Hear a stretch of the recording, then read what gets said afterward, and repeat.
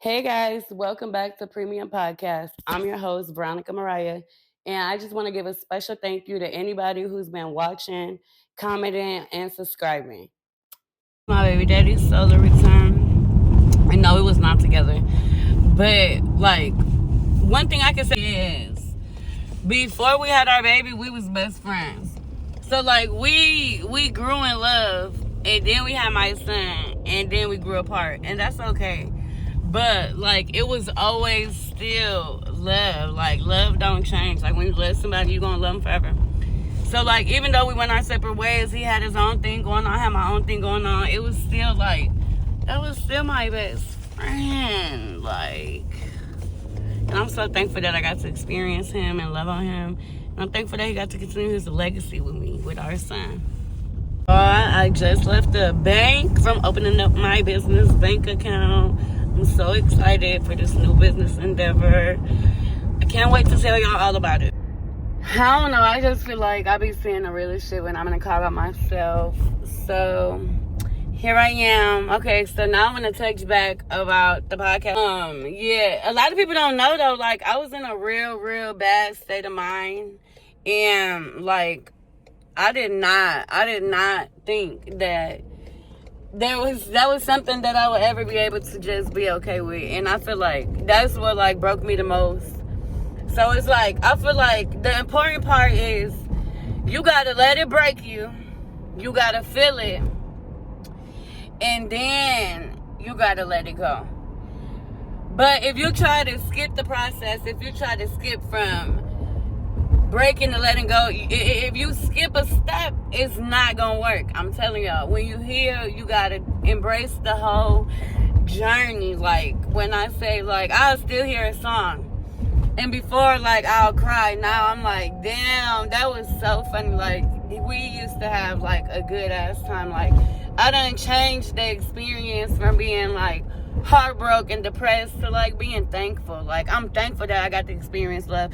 I'm thankful that I got to say I felt love in my lifetime. You know what I'm saying? And that's just where I'm at, because I learned God is not gonna give you nothing that he knows you can't handle, and he gives his hardest battles to the hardest soldiers. You know what I'm saying? And only the strong survive. And I feel like I'm the strongest, and that's just what it is. So I feel I don't know how and I don't know why, but I believe that he created everything, and I feel like everything is divinely orchestrated in the way that he planned it to be, in the way that he wants it to be. So with that being said, I'm just here on this planet doing everything that I'm supposed to be doing. And I feel like with this organization that I'm building, it's gonna be spectacular. Because what other way to connect with the community than be in the community? Before, I used to be at the Boys and Girls Club, so I grew up in the Boys and Girls Club playing basketball and learning, and so yeah, what better way to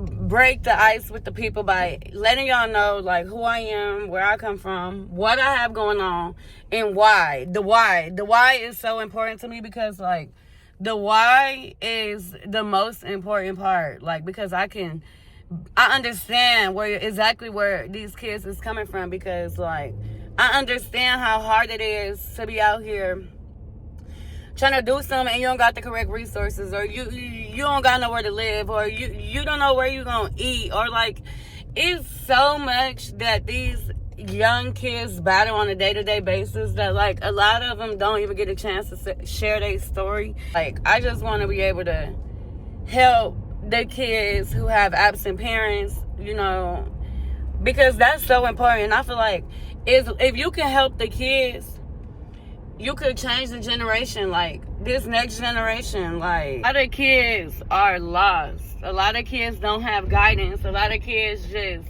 don't have purpose. And I hate to even say it like that, but it's they have not discovered their purpose. So what are they doing? They just out here wasting time, wasting space, wasting energy, wasting everything, just in the way. Then they out here fucking shit up. Now you wonder why everybody gang bang, everybody, because that is what they see. But not too often do they see a millionaire come through. Not too often do they see somebody of a high ranking come down and speak to them as if they had the same intelligence or the same wealth or the same respect that. So that's like where I'm at. I just want to be able to show the kids, like, no matter where you at right now, don't worry, just trust in God's plan. Everything is divine. Like, everything is happening for you how it should be, exactly at the correct time. Okay, so today's episode is called Healing, Living, and Relearning. So right now I'm at a state in my life where, like, I'm healing. Like, a lot of people do not get to that stage. Like, February was one of the worst months that I have ever had to endure in my life. And a lot of people don't know that because I don't share my story with a lot of people. But I'm trying to open up to y'all. So I want to give y'all a little brief run through on what I got going on for the month of February. Okay, so I had lost my baby father, and I will honestly have to say that that was the first time in my life that I feel like I ever had to battle depression. And I feel like that's something that a lot of people don't speak on, or like a lot of people don't even tell. Like, it's your closest friends, your closest family, people who surround you every day, and you will honestly never know like how they really feel on the inside. So like when I feel like when that happened, like that's why I had gained like a spiritual awakening. So it's not like that I feel better than nobody. It's just like I feel like I have done reached the lowest point of my life where now the only other option is up. So with this podcast, I want to go over like different parts of my healing journey. So like I want to start off where it started. I had turned into an alcoholic. Like when I say I had literally met like rock bottom, like it was at a point of no return. So the only advice that I could give on that part is actually feeling it. Like once you could become sober, you're back to like the basics. So you just keep indulging, and that's no place to live. So one day I just looked in the mirror and I'm like, oh my God, there's no way I'm gonna drink my life away. Like, so with that, I had to learn like different coping mechanisms, like different healthy coping mechanisms. And I learned I had to change like the people that I was around. And I had to like go within myself and learn myself because I realized there was nobody else who could help change the way that I feel but me. So with that being said, it was like I had took a lot of more time like to isolate myself and just like relearn myself. Like instead of being at home depressed, I will get up, get dressed, go take myself on a date, go one of my favorite restaurants. Hell, I'll drive to Chicago and go get some food because I just knew like I just did things that made me feel better, like not for nobody else. It was different ways that had just brought me up. So now, like that had took some time. That took me like 2 years. So now it's been 3 years, and now I'm coming back. Like I feel like now I've reached the point where I'm able to say that I was so thankful, so grateful for the experience that I got to experience with him. Like I feel like with all that, it's like standards for a man. So like a lot of people be wondering why I'm single. It's because like he raised the bar so high that like when I see a dub, I'm like, oh my God, there's no way that like I can take this conversation any further. Like with it's like wait. So a lot of times people are going through things and you really don't even know like where they're at mentally. So like I think that everybody should like reach out and check on your friends who like all your strong friends. I think you should reach out and check on them and just see how they're doing mentally. So like now I've grown to the point where I could be thankful for the experience and learn like what am I supposed to learn with this that is happening. So seeing my son and seeing him like go from with his dad every day and all that, and then now he's just wanting to call his dad, and I'm like, I can only imagine how many other kids in this world get to go through that because of like having an absent parent.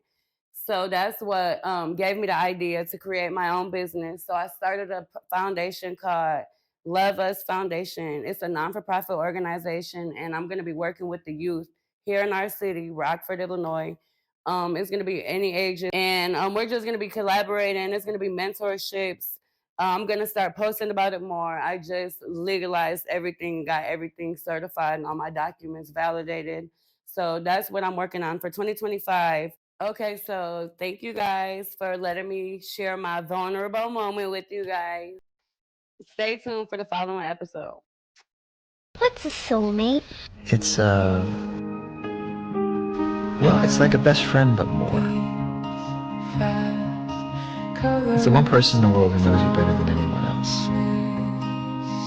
It's someone who makes you a better person. Actually, they don't make you a better person, you do that yourself. Because they inspire you. A soulmate is someone who you carry with you forever.